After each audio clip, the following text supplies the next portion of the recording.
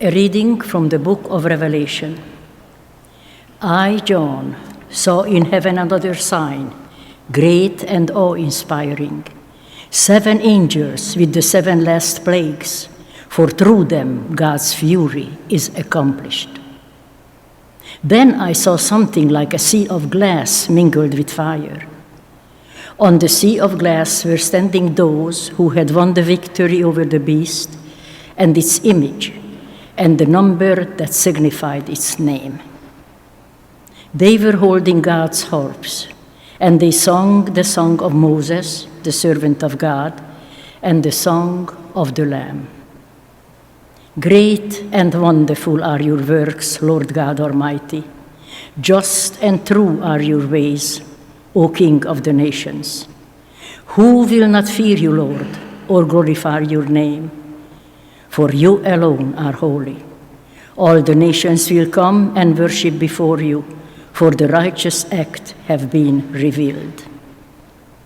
The word of the Lord.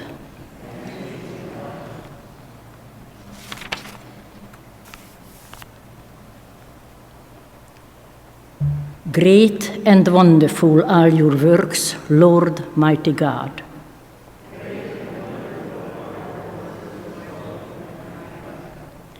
Sing to the Lord a new song, for he has done wondrous deeds. His right hand has won victory for him, his holy arm.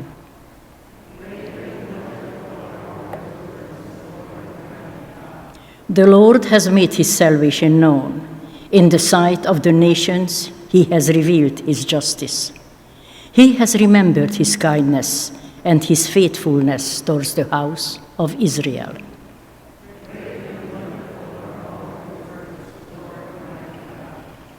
Let the sea and what fills it resound, the world and those who dwell in it.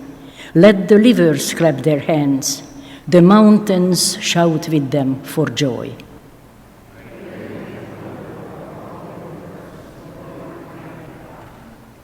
Before the Lord, for he comes to rule the earth. He will rule the world with justice and the peoples with equity.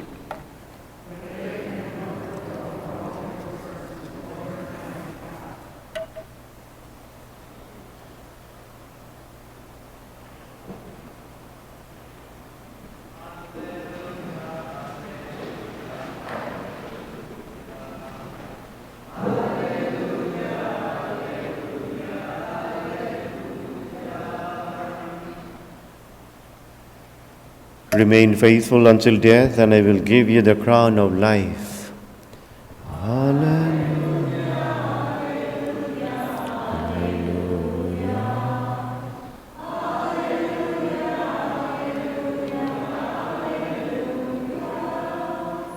The Lord be with you.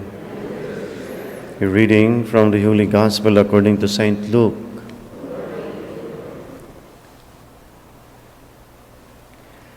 Jesus said to the crowd, "They will seize and persecute you. They will hand you over to the synagogues and to prisons, and they will have you led before kings and governors because of my name. It will lead to your giving testimony. Remember, you are not to prepare your defense beforehand, for I myself shall give you wisdom in speaking, that all your adversaries will be powerless to resist or refute. You will even be handed over by parents, brothers, relatives, and friends, and they will put some of you to death. You will be hated by all because of my name, but not a hair on your head will be destroyed. By your perseverance, you will secure your lives."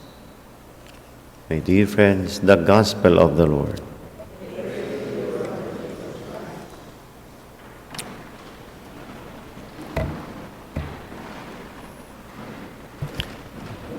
Before we started, I asked Margaret how to say it more proper, like defense or defense.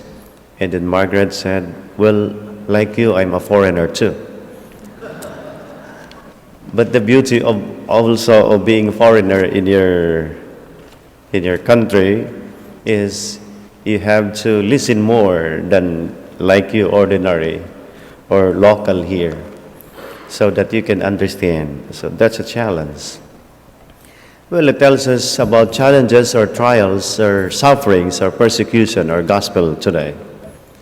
But I think we're not afraid anymore of sufferings and trials or challenges because we're used to it.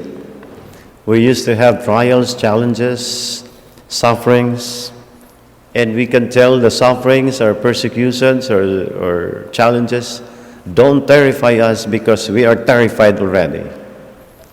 And that makes us like calm and we know what to do.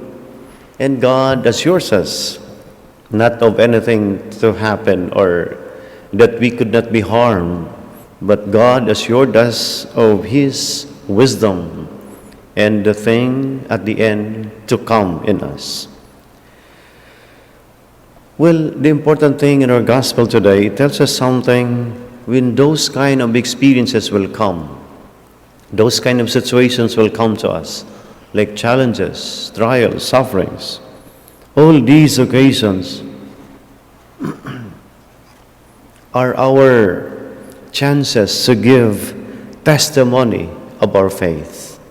And I think when we experience like challenges, like trials, and that's a time then that we can say, my faith is tested, or it's my time to turn to my faith, to God, and to tell myself that I have faith. And part of it is the joy and the strength that we have. It says here that God is our protection, not immunity from pain or conflict, but the assurance of wisdom. And we know what to do, and because we believe that God will never deprive us of salvation. Or it's a grace, energy to become faithful, strength to be faithful. But the important thing in the last line here is security rests on perseverance. When we come at the end and God rewards us, or that's our life, real life, at the end we know that God will call us blessed and welcomes us in His kingdom. Blessed are you, whom the Father has prepared for you in our kingdom, in my kingdom. Then we say, joy and real happiness that is eternal, that is throughout the life that we have. And because we used to it, we used to have this kind of life, we used to follow the ways of God, it is really joy and eternal happiness that awaits in our sufferings, in our challenges, and because we become faithful.